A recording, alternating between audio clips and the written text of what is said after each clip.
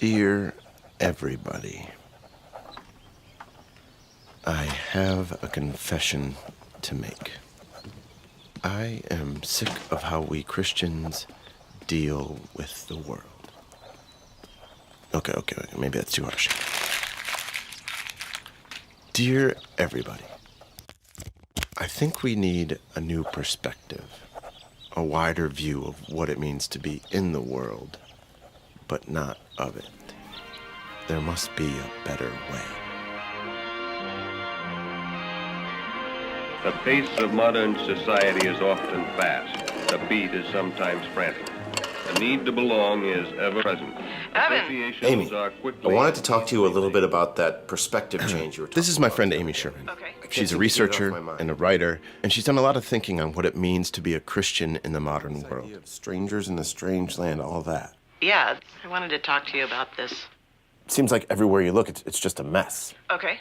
We've got wars, culture wars, climate change, red state, blue state, you hear what I'm saying? Equality issues. And all we Christians can seem to do is just get caught up in it. And we're supposed to be in the world, but not of the world, but I'm just not sure anyone really knows what that means. So help me out here, Amy Sherman. Sure. I don't even know where to start. I think your first instinct is right. What if for too long we've been looking at our salvation only as a means of personal atonement? God's plan for all things is a grander story than that.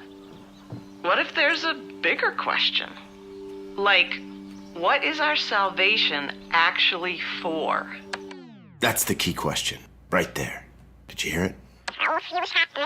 What is our salvation actually for?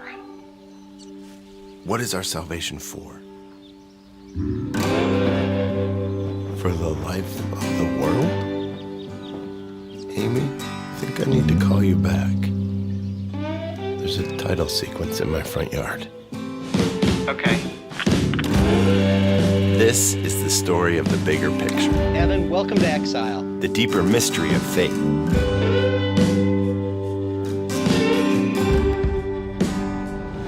This is the story of God's mission in the world and our place in it.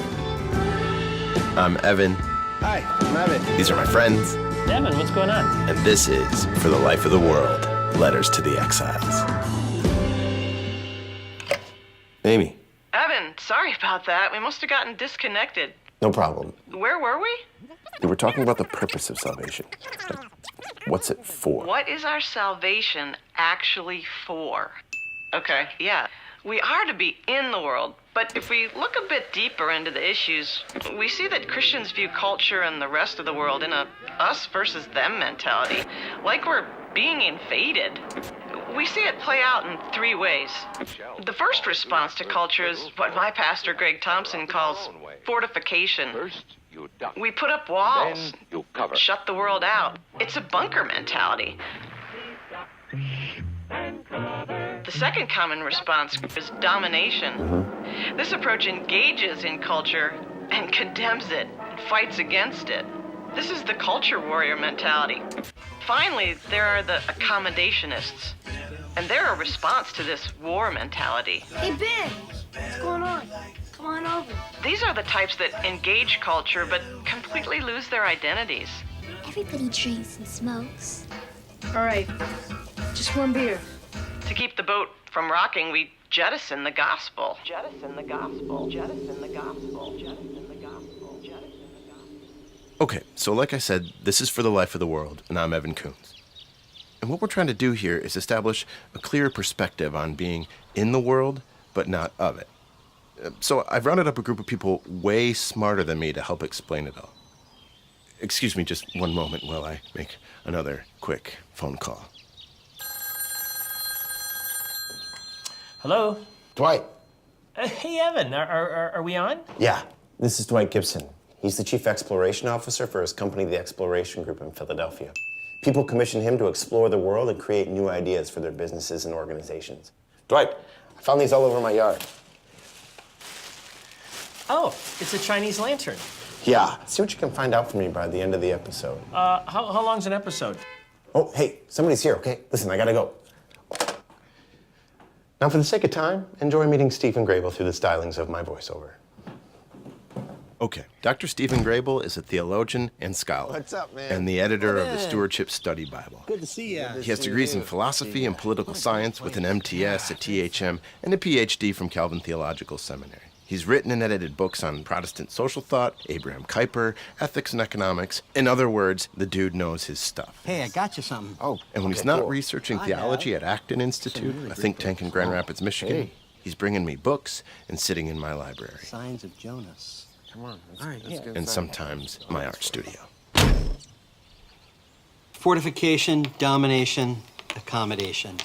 Man, there's a lot to those ideas. Yeah, I think we need to unpack them a little bit. What do you think? I would really appreciate that, actually.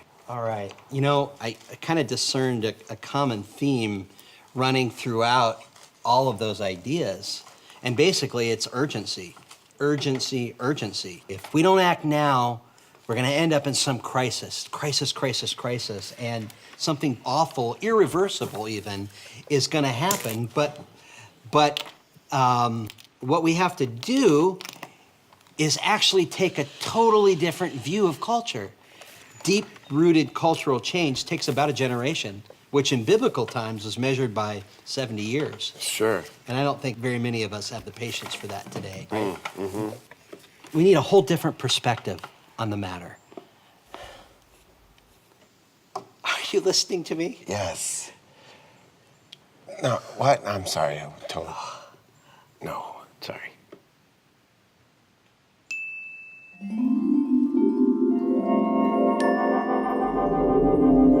This is something that we forget all the time. That we just fail to remember this, that we're strangers in a strange land. Welcome to Exile. Welcome, not home.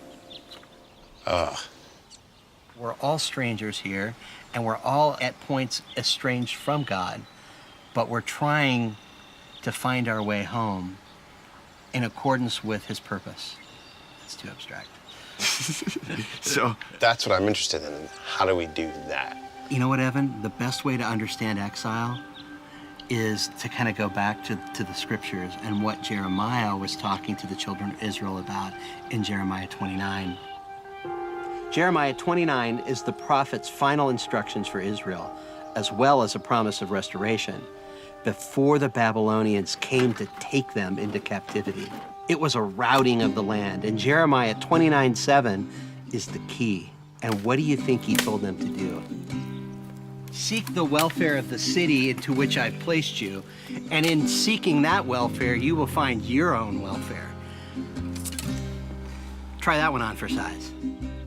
What this means is the way we evaluate everything, our success, our purpose, all that big picture stuff changes because it's all about the welfare of the places into which we've been placed, those cities. There's a little bit of me that just feels like it's like we're accommodating the city.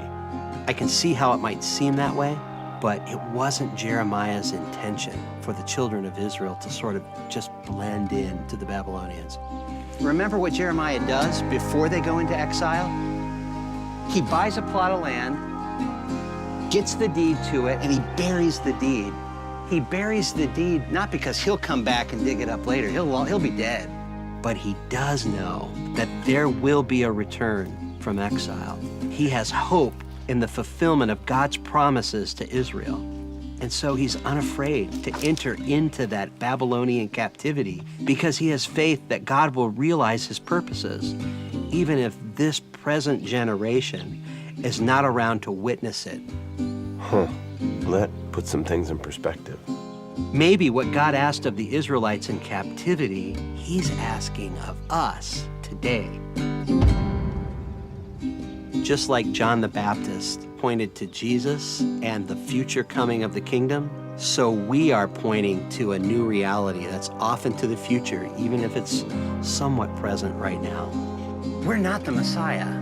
We're people that prepare the way. Are we willing to do that hard work? For something we might not even see? For something that we might not even ourselves be able to envision.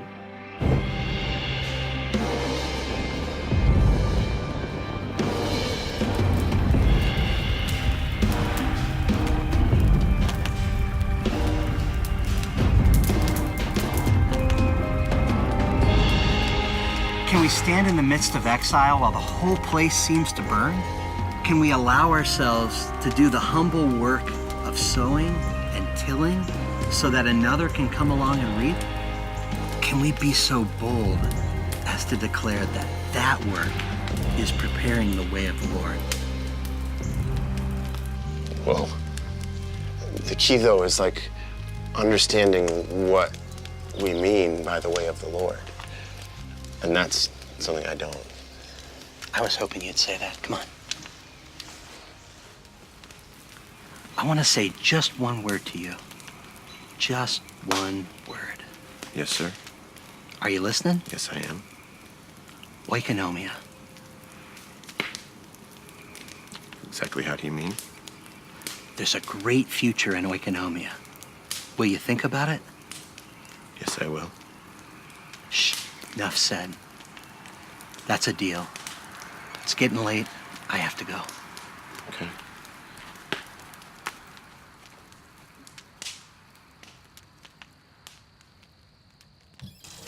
So, to understand the way of the Lord, maybe we need a fresh set of terms, a new language. A new language which is really an old language. Oikonomia, house management, stewardship, see economy.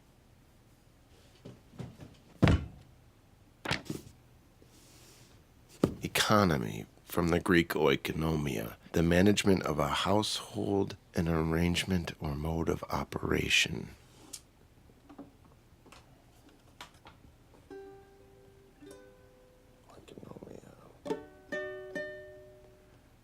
Okay.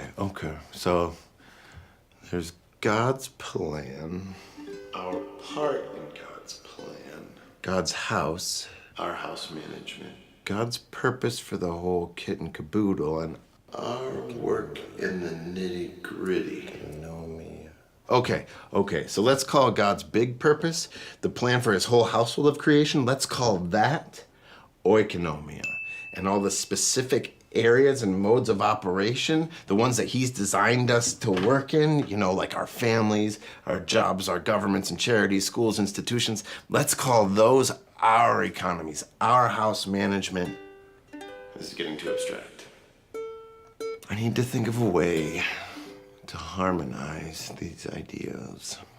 Harmonize. Music. This is a ukulele. You can't play this like you play a xylophone. A xylophone has its own way of making sound, its own unique patterns and techniques, its own mode of operation. Let's call it its own economy. You can't play it like a ukulele. You have to play it like a xylophone. And how a xylophone works might be different than, say, how like a banjo works. Because a banjo has its own economy. Or like a trombone. Or like an upright bass. And all of these instruments, they have their own rules, their own economies, and they can make beautiful music by themselves. But what if they're meant to be played together? What if they're meant for something bigger? Something like a song.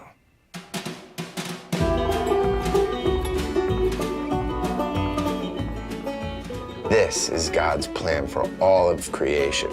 This is how we see God's activity in the world, and this is what we'll call oikonomia.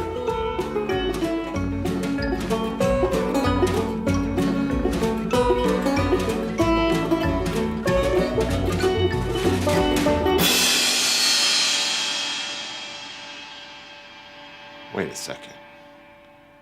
What is the actual song, anyway?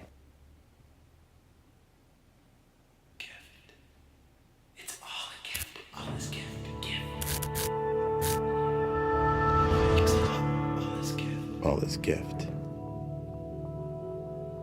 In the beginning, a triune God was tripping and flipping and dancing and spilling all over himself. And he said, "Let there be light." Gift, darkness, gift, earth, sky, animals.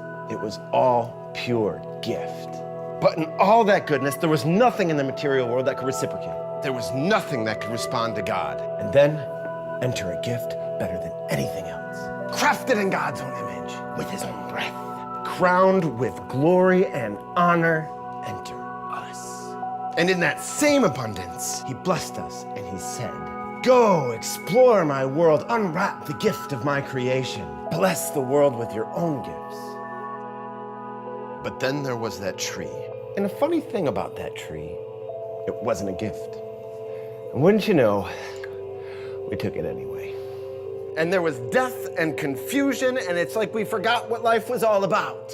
Being gift givers. And in taking what God didn't offer, we severed our relationship with him, and all creation suffered.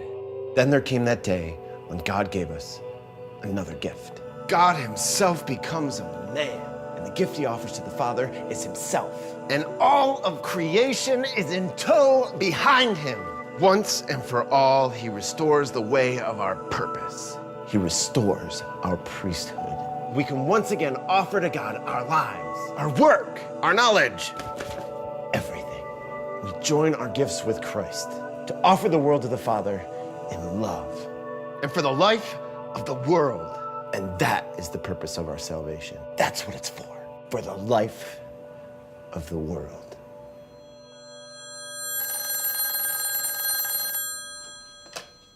Hello? Hey, Evan, this is Dwight. Oh, hey, Dwight, you're right on time. Hey, listen, the story behind these Chinese lanterns, it's really beautiful. I made something for you. Take this and enjoy. Thanks, Dwight. Something to think about. What does it take to transform a city? Think about that, okay? Okay. Okay, hey, gotta run. Bye-bye. We'll see you. Transform a city.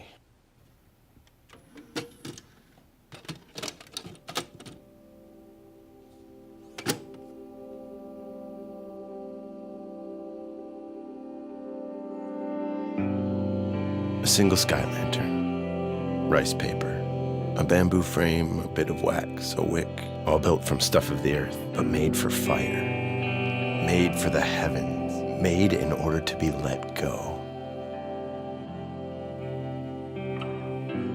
Who are we to be in exile? I mean, how are we to be in exile? Are we to hide, to fight, to blend in?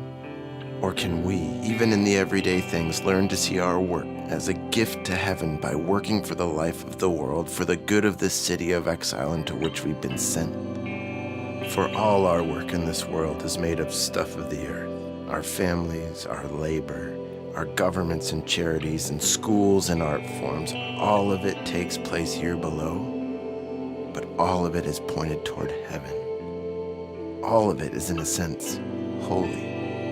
Imagine if all of us offered our work for the good of the cities around us. How might we be able to change those cities? What would it look like if we only understood that our humble work is a heavenward offering? What would our city of exile look like then?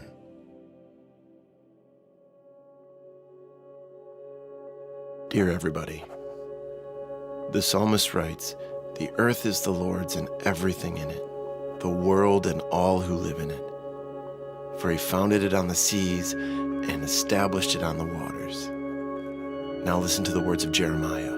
Pray to the Lord for it, because if it prospers, you too will prosper. This is our economic responsibility.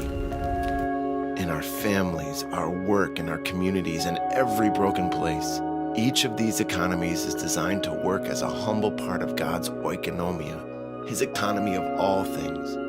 All of our work is designed to bring flourishing to the world, to be an act of priesthood, an act of blessing, an offering. Signs of Jonas. This priesthood was our original calling and has been restored to us through the gracious blood of Jesus. His song in the world is gift, and we are called to play this song in all we do. So go, live in your true nature, with the work of your hands, your everyday work, and the words of your mouth, the very breath that you breathe. Bless and sanctify the world. Make it a gift and offer it back to God for his glory and for the life of the world. Yours, Evan.